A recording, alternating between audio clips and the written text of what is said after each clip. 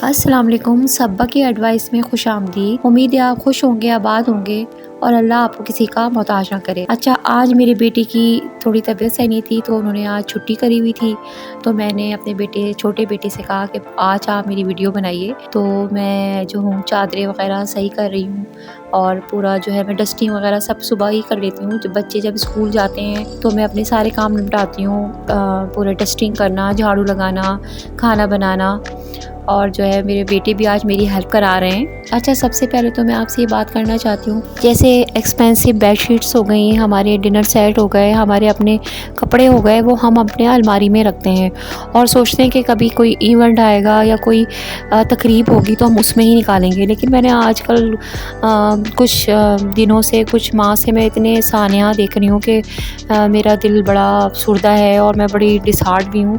और मैंने यही सोचा कि हम अपनी चीज़ों को, अपने सब जो एक्सपेंसिव जो चीज़ें होती हैं हमारी, या हम जो कुछ भी होता है हम उसको सब रख देते हैं कि हम कभी इवेंट में, किसी तकरीब में हम यूज़ करेंगे। लेकिन हमारी ज़िंदगी का कुछ पता नहीं होता, इंसान क्या कुछ सोचता है और क्या हो जाता है। तो हमें चाहिए कि हम वो चीज़ें जो हैं बरत लें। आने वाले वक्त का पता नहीं होता कि हमारे साथ क्या हो जाए, और फिर आने वाले वक्त में वो चीज़ें हमने ही कोई और बरत रहा होता है। तो प्लीज़ छोटी छोटी खुशियों को अप्रिशिएट करें, उसको जो है बहुत ज़्यादा एंजॉय करें और जो है अपनी ज़िंदगी जिएँ, और जो आपकी चीज़ें उसको यूज़ करें आप। बहरहाल ये छोटी सी बात थी जो मुझे आपसे शेयर करनी थी।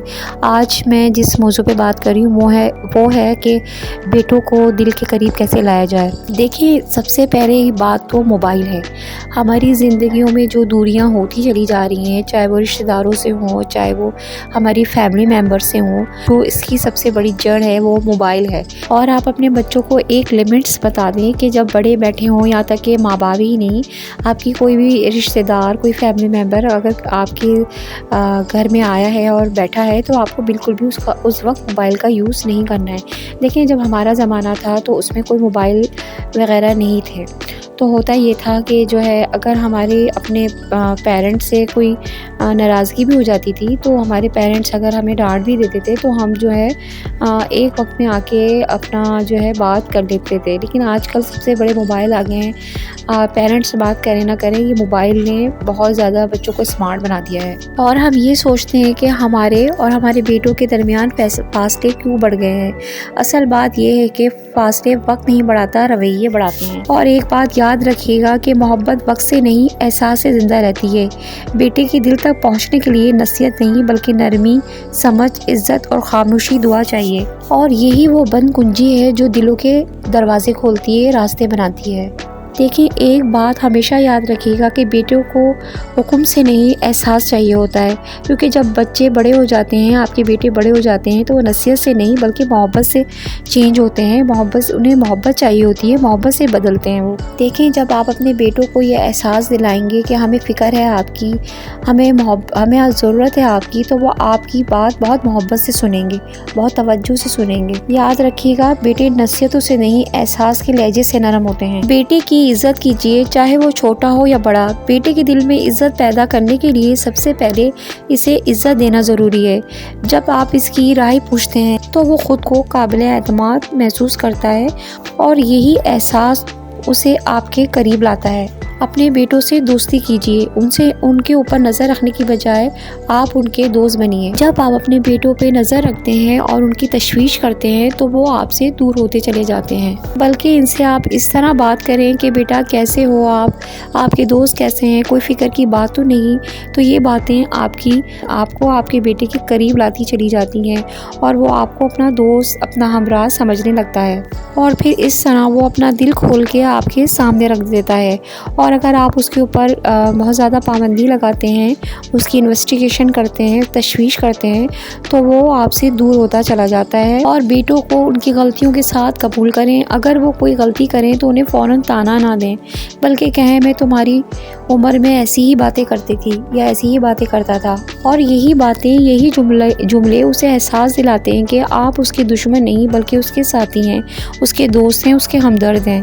बेटा परेशान हो तो आप उसकी परेशानी को सुनें और उसको एहसास दिलाएं कि आप उसकी परेशानी में परेशान हैं, और उसको कोई नसीहत देने की बजाय पहले आप उसकी बात गौर से सुनें, और यही बात उसके लिए सबसे बड़ी पनाह बन जाती है। और अपने बेटों की छोटे छोटे कामों को अप्रिशिएट कीजिए, चाहे वो छोटे ही काम क्यों ना करें, मामूली ही काम क्यों ना करें, लेकिन आप उन्हें अप्रिशिएट करें और उन्हें कहें कि हमें आप पे फ़ख्र है। और ये एक जुमला उसके अंदर खुद एतमादी, कॉन्फिडेंस पैदा कर देता है और वो आगे अच्छा सा अच्छा बनने की कोशिश करता है और इन्हीं जुमलों की वजह से वो आपके करीब होता चला जाता है। बेटों को वक्त दीजिए, नसीहत नहीं, कभी सिर्फ साथ बैठ जाना भी मोहब्बत होती है।